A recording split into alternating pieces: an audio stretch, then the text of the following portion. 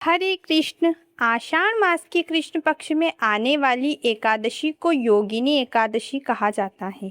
भगवान विष्णु को समर्पित यह व्रत पापों के नाश, रोगों से मुक्ति और मोक्ष प्राप्ति के लिए अत्यंत फलदायी है।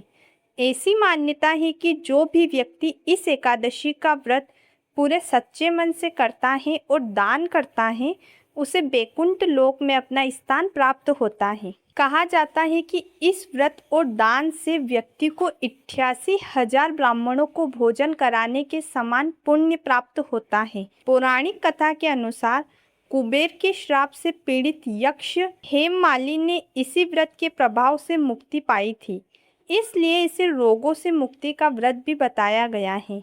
तो आइए जानते हैं साल 2026 में योगिनी एकादशी किस दिन मनाई जाएगी, क्या क्या नियम आपको रखने होंगे, किस दिन व्रत का पारण होगा और हरिवासर का समय कब से कब तक रहेगा, ताकि आप हरिवासर के दौरान व्रत का पारण न करें। साथ में ही जानेंगे कि इस योगिनी एकादशी के दिन क्या विशेष योग बन रहा है। तो आइए वीडियो शुरू करते हैं। इससे पहले अगर आप हमारे चैनल पर नए हैं तो वीडियो को लाइक करें और चैनल को सब्सक्राइब ज़रूर करें, ताकि ऐसे ही एकादशी की सारी जानकारी आपको मिल सके। एकादशी के व्रत से पहले दशमी तिथि की रात से ही एकादशी के नियमों का पालन करना होता है। दशमी तिथि की रात से ही सात्विक भोजन करना चाहिए। सूर्यास्त होने के बाद अन्न ग्रहण न करें और आपको तुलसी के पत्ते भी दशमी के दिन ही तोड़ के रखने चाहिए, क्योंकि एकादशी के दिन तुलसी को हाथ नहीं लगाया जाता है। महिलाओं या कन्याओं को भी दशमी के दिन ही सिर धो लेना चाहिए, क्योंकि एकादशी के दिन सिर नहीं धोना चाहिए। इस बार साल 2026 में योगिनी एकादशी व्रत 10 जुलाई 2026 शुक्रवार को रखा जाएगा। एकादशी व्रत प्रारंभ होगा 10 जुलाई 2026 सुबह 8:16 पर और एकादशी तिथि समाप्त होगी 11 जुलाई 2026 सुबह 5:22 पर।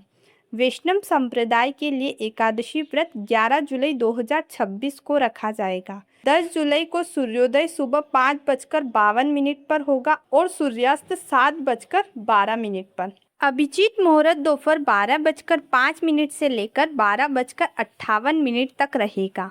राहु काल 10:52 से लेकर 12:32 तक रहेगा। तो इस बीच आप पूजा ना करें और ना ही कुछ शुभ कार्य करें। एकादशी के व्रत में अमृत काल सुबह 8:46 से लेकर सुबह 10:15 तक रहेगा।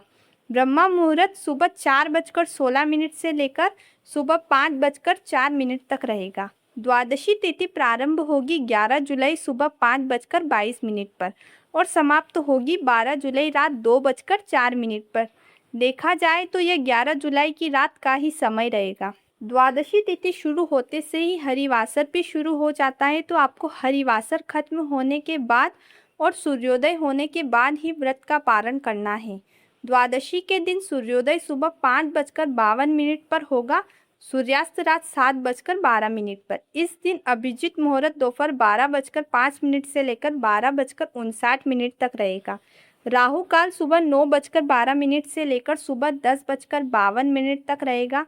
तो इस बीच आप व्रत पारण न करें। व्रत पारण का समय 11 जुलाई को दोपहर 1:50 से लेकर शाम 4:36 तक रहेगा।